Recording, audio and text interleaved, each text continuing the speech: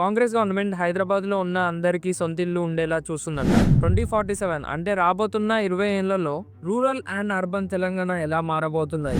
Congress government ముందు పెట్టుకున్న Bharat future city ఎలా ఉండబోతుంది? మొన్న జరిగిన తెలంగాణ రైజింగ్ 2047 సమ్మిట్ లో ఏమేం జరిగినో ఈ వీడియోలో చూద్దాం. ఒక స్టేట్ లేదా కంట్రీ డెవలప్మెంట్ కావాలంటే ఆ ప్రాంతానికి ఇన్వెస్ట్మెంట్ రావాలి. అందుకోసమే ఏదైనా పెద్ద ఈవెంట్ జరపాలి, ఇన్వెస్టర్స్ ని అట్రాక్ట్ చేయాలి. దాన్నే ప్రస్తుతం తెలంగాణ గవర్నమెంట్ చేస్తుంది. December 8th and 9th 2025 Telangana rising global summit ఒక పెద్ద ఈవెంట్ ని గవర్నమెంట్ ఆర్గనైజ్ చేసింది. ప్రపంచంలో ఉన్న ఇన్వెస్టర్స్ ని అట్రాక్ట్ చేసేలా ఈ ఈవెంట్ ని డిజైన్ చేశారు. ఇది ఒక ఇన్వెస్ట్మెంట్ అండ్ ఎకనామిక్ సమ్మిట్. అయితే తెలంగాణ గవర్నమెంట్ ప్రపంచంలో నలుమూలలో ఉన్న పెద్ద ఇన్వెస్టర్స్ కి ఆహ్వానం పంపింది. వాళ్ళలో చాలా మంది ప్రముఖులు అటెండ్ అయ్యారు. లైక్ యునైటెడ్ కింగ్డమ్ మాజీ prime minister Tony Blair, Mahindra company owner Anand Mahindra గారు, అడోబీ CEO అయిన శాంతను నారాయణ్, ఇలా చాలా మంది ప్రముఖులు అటెండ్ అయ్యారు. ఈ ఈవెంట్ యొక్క విజన్ ఏంటంటే ప్రస్తుతం తెలంగాణ ఎకానమీ $200 బిలియన్ గా ఉంది. అయితే 2034 కల్లా తెలంగాణ ఎకానమీ $1 ట్రిలియన్ గా అవ్వాలి.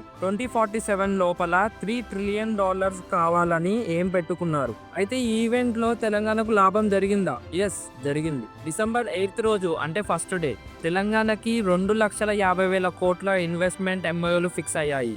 MOUs అంటే టూ పార్టీస్ మధ్య జరిగే ఒప్పందం. ఆ తర్వాత December 9th అంటే సెకండ్ రోజు ఇన్వెస్టర్స్ ఇంకా అట్రాక్ట్ అయ్యి 3,30,000 కోట్ల ఇన్వెస్ట్మెంట్స్ MOUలు సైన్ చేశారు. ఇలా 2 రోజులనే ఈ గ్లోబల్ సమిట్ వల్ల 5,75,000 కోట్ల MOUలు ఫిక్స్ అయ్యాయి. అయితే ఈ విజన్ ని ఎలా ప్లాన్ చేశారంటే మొత్తం డెవలప్మెంట్ ని 3 జోన్స్ గా డివైడ్ చేశారు. అవి cure, pure and rare. Cure అంటే కోర్ అర్బన్ రీజన్ ఎకనామీ. అంటే తెలంగాణ మ్యాప్ లో రెడ్ కలర్ కనిపిస్తుంది కదా, ఆ పార్ట్ ని డెవలప్ చేయబోతున్నారు. అంటే మోస్ట్లీ హైదరాబాద్, సంగారెడ్డి, రంగారెడ్డి, మేడ్చల్. అయితే ఈ జోన్ లో అర్బన్ డెవలప్మెంట్ మీద ఫోకస్ చేశారు. Like software companies, artificial intelligence, innovations, finance, research and startups. దీని హెల్ప్ తో సర్వీస్ సెక్టర్ ద్వారా వచ్చే ఎకానమీని ఇంక్రీజ్ చేయవచ్చు. ఇది తెలంగాణకి బ్రెయిన్ అండ్ పవర్ హౌస్ లాగా పనిచేస్తుంది. ప్రస్తుతం హైదరాబాద్ యొక్క GDP $90 బిలియన్ గా ఉంది. 2047 లోపల దీన్ని $600 బిలియన్ గా చేయాలని అనుకుంటున్నారు. రెండవది వచ్చేసి pure, peri urban reason economy.